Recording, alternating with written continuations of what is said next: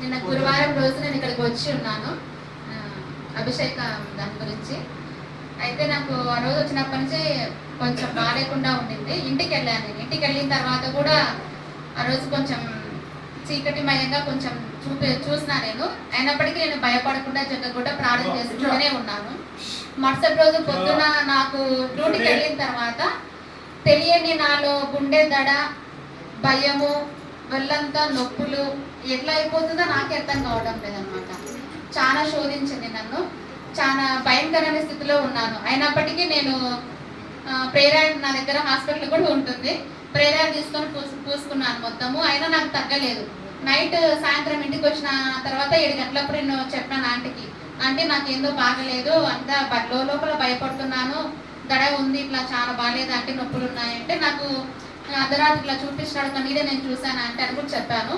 సర్లేమో ప్రార్థన చేస్తాను, ఏం కాదులే అని చెప్పి ప్రార్థన చేసింది. ఆంటీ ప్రార్థన చేసిన ఒక 5 నిమిషాలకే నా శరీరం అంతా తేలికగా అయిపోయింది. నొప్పులు లేవు, దడ లేదు, భయం అనేది కూడా లేదు, మొత్తం తగ్గిపోయింది అనమాట. ఆ రోజు ప్రశాంతంగా నేను నిద్రపోయినాను.